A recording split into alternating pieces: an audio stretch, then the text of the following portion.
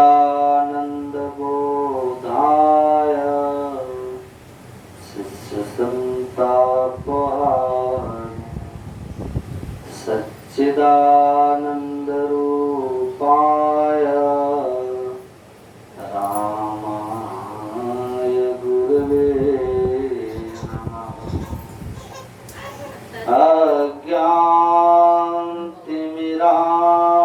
अज्ञानतिमिरान्धस्य ज्ञानाञ्जनशलाकया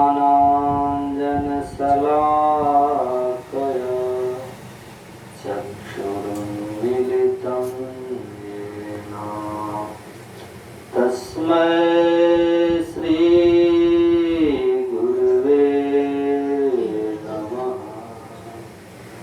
तस्मै श्री गुरुवे नमः। बोलिए प्रेम से श्री सद्गुरु महाराज की जय। श्री सद्गुरु महाराज की जय।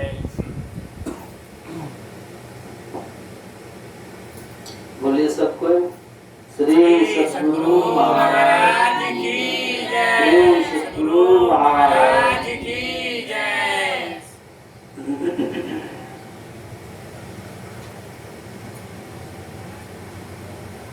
परम आदरणीय सत्संग प्रेमी महानुभावों, पूजनीय माताओं तथा भक्तिमती बहनों,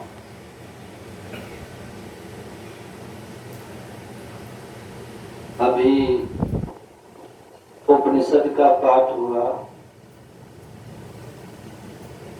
कौन उपनिषद का पाठ आपने सुना? याद है? मैत्री उपनिषद।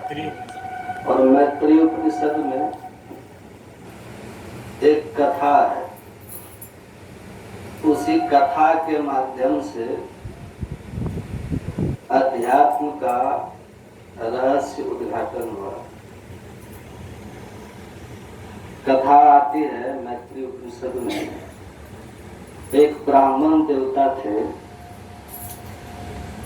और वे ब्राह्मण देवता बड़े उच्च कोटि के महापुरुष भी थे, पर उनकी महानता सब कोई नहीं जानते। वो गुदड़ी में लाल की तरह थे। जागतिक व्यवहार उतना उनका साफ और क्लियर नहीं होता। उनको जगत से ज्यादा मतलब नहीं था, उनको ईश्वर से ज्यादा नाता था। वो दुनिया को प्रसन्न करने के चक्कर में नहीं रहते थे। उनका एक ही उद्देश्य था कि यह मानव का तन जिसके लिए मिला है, ईश्वर दर्शन के लिए, बस उसी से मतलब रखा जाए। समझ रहे? इसलिए वे ब्राह्मण एकांत में एक स्थान में बैठे रहते। जब शुरुआती दौर उनकी थी तब तो समय से स्नान भी करते थे, संध्या वंदन भी करते थे। जो ब्राह्मण उचित कर्म होता था वे सारे कर्म ठीक ठीक निर्वहन करते थे। लेकिन बाद में जब उनकी साधना प्रगाढ़ हुई, जब उनकी साधना पगी, तो उनका सब नियम, जो जागतिक नियम है, शौच का, स्नान का, संध्या वंदन का, सब नियम से वो अलग हो गया। सब नियम में बंद करके वो नहीं रहे। उनकी पत्नी थी, बड़ी पति परायणा थी, ब्राह्मणी थी, पति परायणा थी। वो जब भी अड़ोस पड़ोस में जाए तो पड़ोसन कहती थी कैसा आपका पति हो गया और पहले कैसे थे। पहले बड़ा नियम से चलते थे, उनका सब समय बना रहता था, कब कौन सा कर्म करना है, कब कौन सा व्यवहार करना है, सब उनके नियमावली बिल्कुल दुरुस्त थी। लेकिन इधर उनको क्या हो गया है, वो बिल्कुल ही दुनिया से अलग थलग हो गए, नियम निष्ठा से बिल्कुल बेखबर हो गए। अब आपके पति ऐसे हो गए, न तो समय से स्नान करते हैं, न तो संध्या वंदन करते हैं, न तो अतिथि सत्कार करते हैं, न तो बड़ों के सम्मान के लिए आगे बढ़ते हैं। आखिर आपके पति देव को हो क्या गया है? ऐसा आखिर वो क्यों कर रहे हैं? उनकी पत्नी को भी परेशानी थी, पत्नी भी समझती थी कि बात तो सत्य कह रही है ये लोग। मेरे पति देव पहले जैसे थे, कितना स्वच्छ वस्त्र पहनते थे, कितना स्वच्छ वस्त्र पहनते थे, घर को, आंगन को, दरवाजा को कितना स्वच्छ रखा करते थे, अतिथि को देवता की तरह मानते थे, प्रतिदिन सूर्योदय के पूर्व ही स्नान कर लिया करते थे। लेकिन अब तो इनका सारा नियम ही बिगड़ गया है। कहीं इनके मस्तिष्क में कुछ हो तो नहीं गया है? बेचारी वो भी परेशान रहती थी। जब पड़ोसन ने बहुत कहा तो पति के पास जाती और अपनी सारी समस्या वो सुनाती। कहती, पतिदेव आप समय से जगिए, समय से उठिए और समय से स्नान करिए, संध्या वंदन करिए, घर का सारा गृह कार्य जो होना चाहिए उसको करिए। अतिथि आते हैं, अभ्यागत आते हैं अपने यहाँ, उनका भी सेवा सत्कार होना चाहिए, दूसरा कोई करने वाला है नहीं। आप देखिए, पर वे मौन रहते थे, कुछ नहीं बोलते। मानो वे कह रहे थे, हमें है काम ईश्वर से, जगत रूठे तो रूठन दे। कितने पर्व बीत गए उनके, कितने त्योहार बीत गए, कितनी दीपावलियां बीती, कितने दुर्गा पूजा बीत गए, कितने छठ बीत गए, सब पर्व बीत गया, सब त्योहार बीत गया। कितने अतिथि आए गए, पर उनको किसी से कोई मतलब नहीं रहा। दीपावली मनाना है तुम मनाओ, मैं तो भीतर में असली दीपावली मना रहा हूँ। दुर्गा पूजा करना है तुम करो देवी, मैं तो असली दुर्गा पूजा कर रहा हूँ। छठ पूजा करना है, जाओ तुम ठंडी में जल में खड़ा होकर के सूर्य को अर्घ दो। ये तो जड़ सूर्य है और मैं तो असली सूर्य को अर्घ दे रहा हूँ, मैं तो असली छठ पूजा कर रहा हूँ। दुनिया से बिल्कुल बेखबर। पत्नी परेशान रहने लगी कि आखिर इनको हो क्या गया। यही बात है, जब साधक अपने भीतर की यात्रा करते हैं और भीतर के पूंजी को पाते हैं ना, और भीतर की पूंजी का प्रसाद जब उनको प्राप्त होता है और वो जब बहिर्गत होता है तो दुनिया का लोग कहता है ये पागल हो गया। अब दुनिया की दृष्टि में वो पागल हो जाते हैं और उनकी दृष्टि में ये सारी दुनिया पागल हो जाती है। और वास्तव में आपने स्वामी रामतीर्थ का नाम सुना है? स्वामी रामतीर्थ भी ऐसे ही थे। वो जिस यूनिवर्सिटी में पढ़े लाहौर, उसी के वो मैथमेटिक्स के प्रोफेसर भी हो गए। आपको आश्चर्य होगा, मात्र 28 वर्ष की अवस्था में उन्होंने पढ़ाई भी करी, एमए की पढ़ाई, और उसी यूनिवर्सिटी में वो मैथमेटिक्स के प्रोफेसर भी बने और बड़े प्रतिष्ठित प्रोफेसर थे वो। यद्यपि गरीब थे, शुरुआती दौर उनकी गरीबी में बीती थी, लेकिन अपने मेधा के बल से, अपने बुद्धि कौशल के बल से स्वामी रामतीर्थ ने उच्च पद पाया था। पद तो था ही, प्रतिष्ठा भी कम नहीं थी उनकी, लेकिन थोड़े ही दिन में सबको त्याग करके, रिजाइन मार करके स्वामी रामतीर्थ एक फकीर बन गए।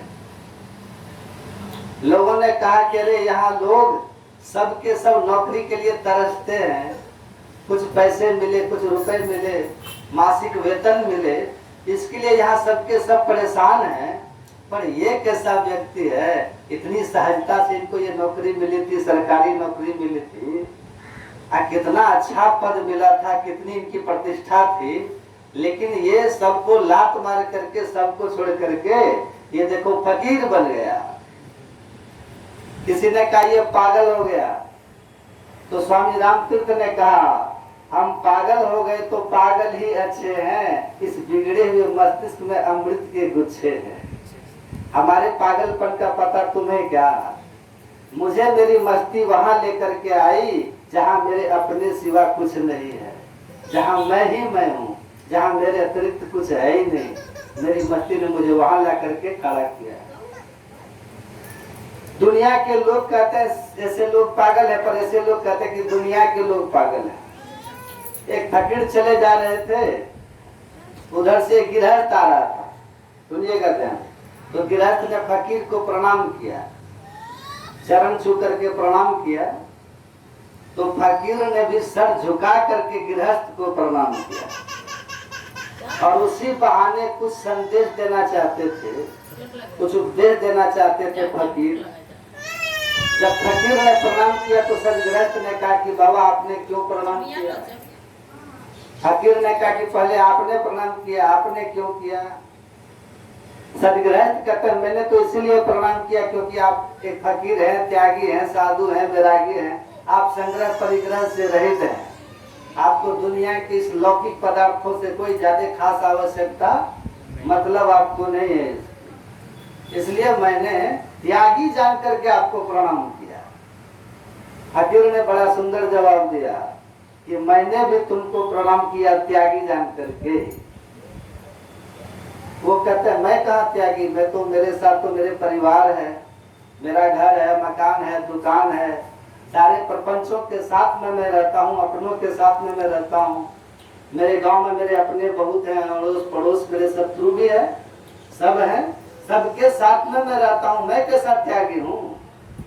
तब फकीर ने कहा कि वास्तव में तुम बड़े त्यागी और मैं छोटा त्यागी हूँ, इसलिए मैंने तुमको प्रणाम किया। तो वो सदगृहस्थ कहते हैं वो कैसे? फकीर ने कहा अरे मैंने तो उसको छोड़ा है जो छूटने वाला है, मैंने तो उसको छोड़ा है जो पहले अपना कभी था ही नहीं। ये धन, ये दौलत, ये पद, ये प्रतिष्ठा, ये मकान, ये परिवार, ये पुत्र, ये प्रतिष्ठा, जन्म के पहले मेरा कोई नहीं था। जब मेरा जन्म नहीं था न तो मेरी कोई माँ थी, न कोई मेरे पिता थे, न कोई भाई बंधु सखा सहोदर थे। जन्म के पहले न तो अपना कोई निजी मकान था मेरा, न तो मेरी जमीनें थी, कोई जायदाद था मेरा, कुछ भी नहीं था। जन्म लिया, अब ये मिला था, अब मर जाता तो फिर सब छूट जाता, मरने के बाद ही फिर कुछ नहीं रहता। बहुत धन होता तो धरती पर रहेगा, परिवार पत्नी होती तो शमशान तक जाती, द्वार तक, अथवा दरवाजे तक जाती, सब तो यही छूट जाता। पशुशाला में बंधा रह जाता, शरीर भी जाकर के चिता में जल करके या फिर धरती में गल करके दफन हो जाता। इससे ज्यादा और क्या हो सकता था? तो जो ये छूटने वाला था, छूटने वालों को मैंने छोड़ा है। साधु ने कहा जिसको मैं नहीं छोड़ता तभी छूट जाता, मैंने तो उसको छोड़ा है, लेकिन तूने तो उसको छोड़ा है जो तेरा साथ कभी छोड़ता ही नहीं। तूने उसको छोड़ा है जो जन्म के पहले भी तुम्हारे साथ था, अभी भी तेरे साथ है, और जब सब तुम्हारा साथ छोड़ देगा तभी जो तुम्हारे साथ रहेंगे। तूने तो उनको त्याग दिया है, तूने तो उसको छोड़ दिया। अब बता बड़ा त्यागी क्यों कि बड़ा त्यागी मैं? अरे तूने ईश्वर को छोड़ा है, मैंने तो संसार को छोड़ा है। आज तक संसार किसी का हुआ नहीं और ईश्वर ने तो आज तक किसी को छोड़ा नहीं, पर तू कैसे नादान हो, तूने तो ईश्वर को ही छोड़ दिया। यही जान करके मैंने तुझे प्रणाम किया। वो बेचारे सदगृहस्थ शर्म के मारे उनका सर लज्जा से झुके, बात सत्य करके। कुटुंब संगाती बीच में आदि अंत न कोई, बीच मिला बीच ही गया सहजो संग न कोई। जो संग में रहने वाले नहीं है, हम उनकी प्रसन्नता के लिए क्या क्या नहीं करते, उनको खुश करने के लिए हम क्या नहीं करते। पत्नी को प्रसन्न करने के लिए, पुत्र को प्रसन्न करने के लिए, नाती पोता को प्रसन्न करने के लिए व्यक्ति परमात्मा तक का त्याग कर देते हैं। जितनी देर बैठ करके ध्यान करेंगे, भजन करेंगे, ईश्वर को मनाएंगे, उसका प्यार पाएंगे, उसका दुलार पाएंगे, उतनी देर वो समय को छोड़ करके बर्बाद करके नाती पोते के पीछे जो पहले नहीं था और आगे भी नहीं रहेंगे, उसमें अपना समय बर्बाद करते हैं। भक्त ऐसा कभी नहीं करता है, भक्त ऐसा नहीं करता। उस ब्राह्मण देवता ने कहा कि देवी तुम क्यों परेशान हो रही हो? मैं तो वही करता हूँ जो मानव तन प्राप्त करके करना चाहिए। उनकी पत्नी ने कहा कि पतिदेव ये कौन सा मानव का कर्म है कि समय से स्नान भी नहीं करो, समय से संध्या वंदन भी नहीं करो, ये कौन सा मानव का कर्म है? पतिदेव, ये कौन सा मानव का कर्म है कि व्यक्ति अतिथि का भी सत्कार नहीं करे? ये कौन सा है? तो उस ब्राह्मण देवता ने कहा कि देवी, अब तक तो मैंने शरीर को नहलाया था, बहुत नहलाया शरीर को, पर शरीर को नहलाने के बाद भी न भीतर से काम गया, न क्रोध गया, न लोभ गया, न ईर्ष्या गई, न द्वेष गया, न मोह गया, खड विकार नहीं गया देवी, विषयों की मार खाता रहा मैं। बहुत नहलाया तन को नहलाते नहलाते बहुत समय बीता देवी, लेकिन अंतःकरण मेरा नहीं धुला। लेकिन अब मेरा अंतःकरण धुला है, अब मेरा मन निर्मल हुआ है। कबीरा मन निर्मल भया जैसे गंगा नीर, पाछे पाछे हरि फिरे कहत कबीर कबीर। जिनका मन निर्मल हो जाता है, जिनका अंतःकरण पवित्र हो जाता है, तन गंदा भी रहता तो कोई फर्क नहीं पड़ता। और सुनो देवी, तुम संध्या वंदन की बात जहां तक करती हो ना, एक बात बताओ, यदि किसी के घर में छूतक लगे तो उस दिन कोई करता है संध्या वंदन? उस दिन कोई पूजा पाठ करता है? उस दिन कोई गायत्री की माला जपता है? उस दिन कोई गीता पाठ करता है, रामायण पाठ करता है? नहीं। क्यों? क्योंकि छूतक लगता है। छूतक कब लगता है? या तो कोई मरे तब छूतक लगता है, या फिर किसी का जन्म हो तब छूतक लगता है। और देवी पता है, मेरे यहाँ जन्म भी हो गया और मेरे यहाँ मृत्यु भी हो गई, दो छूतक लगा है। बताओ मैं कैसे संध्या वंदन करूं, कैसे करूं? अब पत्नी हतप्रद है, आश्चर्यचकित है। पत्नी कहती किसका जन्म हुआ, कौन मर गया आपके यहाँ? कहा देवी, मेरा एक पुत्र का जन्म हो गया है और मेरी माँ मर गई। पत्नी कहती है बावला हो गए, माँ तो वो बेटी है, देखिए वो सामने बैठी है माँ, और मैं ये रही आपकी पत्नी, कोई पुत्र हुआ ही नहीं है, पर आप कैसे बोल रहे हैं? मेरा तेरा मनुआ कैसे एक हो? ये संसारी और साधक का मन एक कैसे हो सकता है?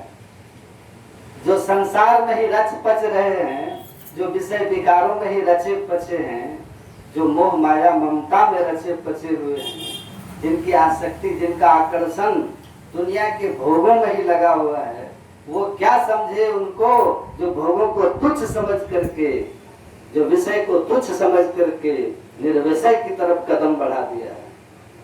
वो समझ नहीं रही है। उनकी पत्नी कहती है पतिदेव आप कैसी बात करते हो, ये रही मैं आपकी पत्नी, कोई पुत्र नहीं हुआ है, और माता की मरने की बात आप करते, माता जी तो वो बैठी हुई है, आप कैसे कहते हैं कि माँ मर गई, पुत्र का जन्म हुआ? तब वो ब्राह्मण देवता जिनकी चित्त वृत्ति उच्च भाव पर है, वे कहते हैं अरे पगली, मैं इस पुत्र की बात नहीं करता, मैं इस माँ की बात नहीं करता, ये माँ तो अब मिली है और छूट जाएगी, या तो मैं माँ को छोड़ूं या तो या माँ मुझे छोड़ेगी। ये तो बहुत इस तरह की बहुत माएँ मिली है, इस तरह का बहुत पुत्र मिला है, लेकिन एक वो माँ, जैसे इस माँ से सूत का जन्म होता है, ऐसे एक माँ है जिससे सूल का जन्म होता है। का जन्म वो कौन सी माँ है? रामायण में लिखा हुआ है, तुलसीदास जी महाराज लिखे हैं, मोह सकल व्याधिन कर मूला, तिनते पुनि उपजे बहुसूला।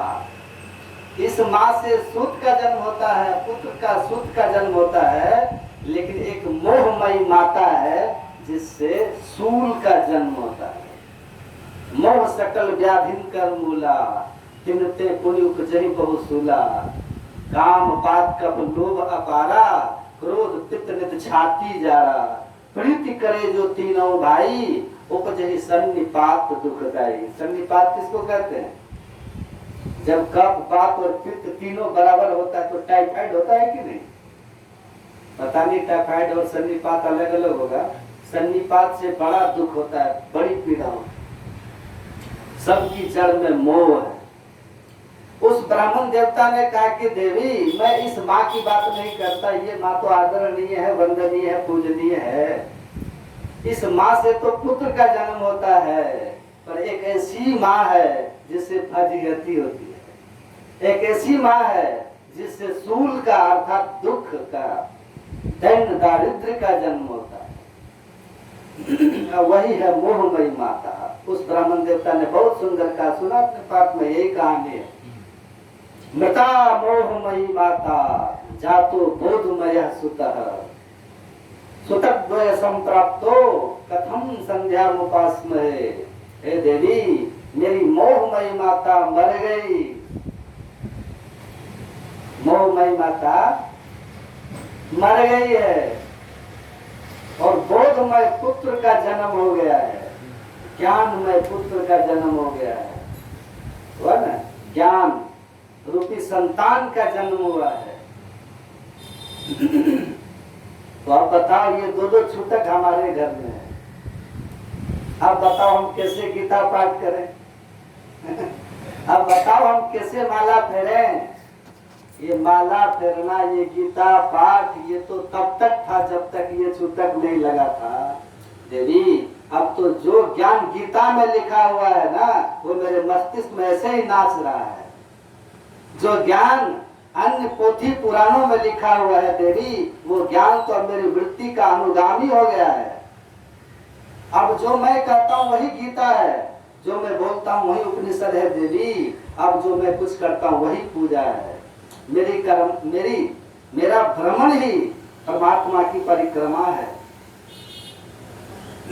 मैं जो खा पी लेता हूँ वही तो भोग लगाना है। ये स्थिति है देवी। पर ये कब हुआ? जब मोह नाश को प्राप्त हो गया। मोह सकल व्याधि कर मूला। कबीर साहब कहते हैं मोह का शहर कहर नर नारी। मोह का शहर है ये संसार, मोह का शहर कहर नर नारी। दुई फाटक घनघोर अकुमति नायक फाटक रोके पड़ियों कठिन झिझो। मुसाफिर जइहो कोनी हो। हम एक ऐसे मुसाफिर हैं, हम एक ऐसे पथिक हैं जिसके गंतव्य का कुछ भी पता नहीं है, पर चल रहे हैं।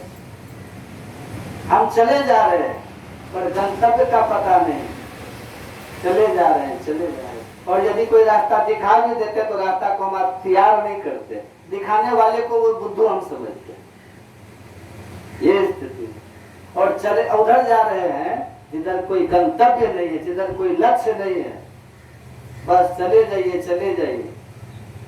पहले खूब पढ़िए लिखिए, खूब पढ़िए लिखिए, पहले पढ़ लिख करके बस लक्ष्य बन जाता है नौकरी चाकरी करिए, नौकरी चाकरी कर लिए, कुछ पैसे हुए, अब लक्ष्य बन जाता है विवाह करिए, विवाह कर लिए, फिर लक्ष्य बन जाता है संतान उत्पन्न करिए, फिर संतान उत्पन्न कर लिया, फिर लक्ष्य बन जाता है संतान को पढ़ाइए लिखाइए, फिर संतान को पढ़ा लिखाते हैं, फिर लक्ष्य बन जाता है उनका विवाह शादी करिए, फिर विवाह शादी कर लेते हैं, फिर लक्ष्य बन जाता है उनका नाती पोता पैदा करवाओ, फिर लक्ष्य बन जाता है वो नाती पोते को पढ़ाओ। ये चक्र कभी खत्म होने वाला है?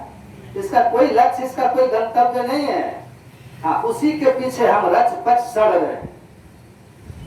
जो हमारा सही गंतव्य था, जिधर जाने के बाद हमारी दूरी तय होती, जिधर जाने के बाद हमारे कदम को कुछ राहत मिलती, कुछ हमें विश्राम मिलता, उधर तो हमने यात्रा करी नहीं, उधर तो हम बढ़े नहीं, बढ़े उधर जिधर कभी कदम खत्म होने वाला है ही नहीं। चलते रहिए, चलते रहिए, चलते रहिए, और करते करते 84 में जाइए, फिर 84 का चक्कर लगाते रहिए। ये परिक्रमा चलती रहती, कोई लक्ष्य नहीं है उधर। मुसाफिर जइहो को नहीं हो। माता जी कल गए वो ब्राह्मण देवता कहते कि देवी अब जो सबकी जड़ है ना मोह, सबकी जड़ है मोह। मोह का मतलब क्या होता है? अज्ञान, अज्ञान। ये जो बंधन पड़ा हुआ है ना, जो दुखद है, जो कष्टकर है, जो पीड़ा देने वाला बंधन है, वो क्या है? झूठ है। जड़ चेतन ही गंठी पड़ गई, यद्यपि व्रता छुटत कठिनाई। हम चेतन है, शरीर संसार जड़ है, हम चेतन है, जड़ और चेतन की ग्रंथि पड़ गई। पहला बंधन पड़ा देह का, पहला देह का बंधन, शरीर का बंधन पहले पड़ गया। अब जैसे बंधन पड़ा तो शरीर से मोह हो गया, होगा कि नहीं? आसक्ति हो गई, शरीर से आसक्ति हो गई। अब इसके पीछे कितना पड़े रहते हैं कहिए? शरीर के पीछे हम कितना पड़े हुए हैं? अगर इतना भी जितना इस देह के पीछे पड़े हुए हैं, अब पीछे पड़े क्या लोग कितने तो ऐसे हैं कि शरीर को ही मैं समझ लेते हैं। कितने ऐसे हैं? असंत कहते हैं इस देह को मैं मानना सबसे बड़ा पाप है पाप जितने जगत में, सभी पापों का यह बाप है। जो शरीर को मैं मान करके चलता है, जो इसको मैं मान लेता है, वो दुनिया का सब पाप करने के लिए तैयार हो जाता है। मैं शरीर नहीं हूं, अब वो सब पाप करेंगे। शरीर को हम मैं समझ लेते हैं। इसी को खिलाओ पिलाओ, इसी के लिए अच्छा मकान बनाओ, इसी के लिए अच्छा वस्त्र पहनो, इसी को खिलाने पिलाने के लिए अच्छे अन्न की व्यवस्था करो, भविष्य में इसकी कोई आदि व्याधि रोग नहीं हो जाए इसके लिए बैंक बैलेंस करो। सब तो घुमा फिरा करके केंद्र बिंदु तो हमारा शरीर ही हो जाता है। फिर शरीर को ऐसो आराम से रखने के लिए परिवार बढ़ाओ, पत्नी करो, विवाह करो। पहला बंधन पड़ा देह का, दूसर क्रिया जान, तीसर बंधन पुत्र विचारो, चौथा। अच्छा एक बात कहिए, आपके पैर में कोई बेड़ी बांध दे तो क्या उस बेड़ी की पूजा कीजिएगा?